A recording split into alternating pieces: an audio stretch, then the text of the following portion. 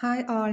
ഇന്ന് നമ്മൾ ഇൻട്രൊഡ്യൂസ് ചെയ്യുന്നത് കോമ്പറ്റീഷൻ ആക്റ്റിൽ വന്നിട്ടുള്ള അമെൻമെൻറ്റ് 2023 ഏതാണെന്നാണ് ഡിസ്കസ് ചെയ്യുന്നത്.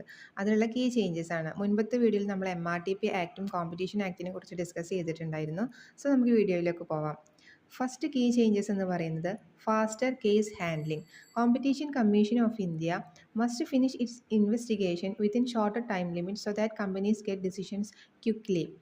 ഈ ഒരു കോമ്പറ്റീഷൻ കമ്മീഷൻ ഓഫ് ഇന്ത്യ അവരുടെ കമ്പനി റിലേറ്റഡ് ആയിട്ടുള്ള ഇൻവെസ്റ്റിഗേഷൻ ഒരു ഷോർട്ടർ ടൈം പീരീഡിനുള്ളിൽ തന്നെ ഫിനിഷ് ചെയ്യണം.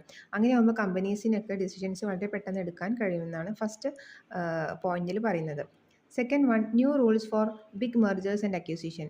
മുൻപുണ്ടായിരുന്നത് രണ്ട് കമ്പനീസ് മെർജ് ചെയ്യുക അല്ലെങ്കിൽ അക്വയർ ചെയ്യുന്ന ടൈമിൽ കോമ്പറ്റീഷൻ കമ്മീഷൻ ഓഫ് ഇന്ത്യയെ റവന്യൂ അസറ്റ്സിൻ്റെ ബേസിലായിരുന്നു അവരുടെ ടേൺ ഓവർ റവന്യൂ അസറ്റ്സ് ഒക്കെ എത്രയാണെന്ന് ഉള്ളതിൻ്റെ ബേസിലായിരുന്നു പറഞ്ഞിട്ടുണ്ടായിരുന്നത്, അവർ ഇൻഫോം ചെയ്തിട്ടുണ്ടായിരുന്നു. പക്ഷേ ഈ ഒരു അമെൻമെൻറ്റിൽ അവരുടെ ഡീൽ വാല്യൂ 2000 ക്രോറിനേക്കാളും എക്സീഡ് ചെയ്യുന്നുണ്ടെങ്കിൽ അവരെ അറിയിക്കണം, കോമ്പറ്റീഷൻ കമ്മീഷൻ ഓഫ് ഇന്ത്യയെ ഇൻഫോം ചെയ്യണമെന്നാണ്.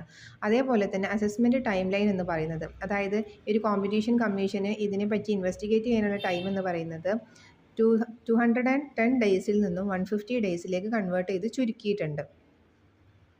Then penalty based on global turnover. Fines can be calculated on a company's worldwide sales, not just Indian sales. High penalties for multinational companies breaking the rules.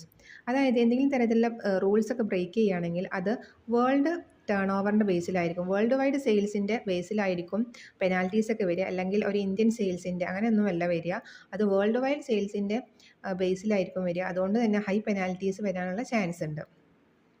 Then settlement and commitment mechanism.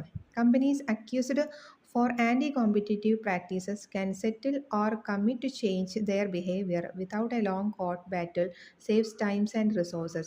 അതായത് ഏതെങ്കിലും തരത്തിലുള്ള practices companies rules break ചെയ്യുകയോ അല്ലെങ്കിൽ മറ്റെന്തെങ്കിലും തരത്തിലുള്ള മാനിപ്പുലേഷൻസിലൊക്കെ ഈ ഒരു company commit ചെയ്യുകയാണെങ്കിൽ അത് അവർ തന്നെ സമ്മതിക്കുകയാണ്, അവരതിനുള്ള വേണ്ട കാര്യങ്ങളൊക്കെ ആൻറ്റി കോമ്പറ്റേറ്റീവ് പ്രാക്ടീസ് സെറ്റിൽ ചെയ്യാൻ അവർ തന്നെ തീരുമാനിക്കുകയാണെങ്കിൽ, അതായത് അതിൻ്റെ നടപടികൾ അവർ സ്വയം ഏറ്റെടുത്തുകൊണ്ട് ചെയ്യാമെന്ന് പറയുകയാണെങ്കിൽ നമുക്ക് ഈ ഒരു കോടതി കയറി ഇറങ്ങിയിട്ടുള്ള കാര്യങ്ങളിൽ നിന്നൊക്കെ, അതായത് ഒരുപാട് ടൈം വേസ്റ്റ് ചെയ്യുന്ന കാര്യങ്ങളാണ്, അതിൽ നിന്നൊക്കെ നമുക്ക് സേവ് ചെയ്യാൻ പറ്റും.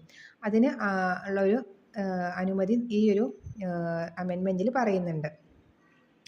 The next one വരുന്നത് digital economy coverage. The law is updated to perform online platform, e-commerce and digital markets more effectively.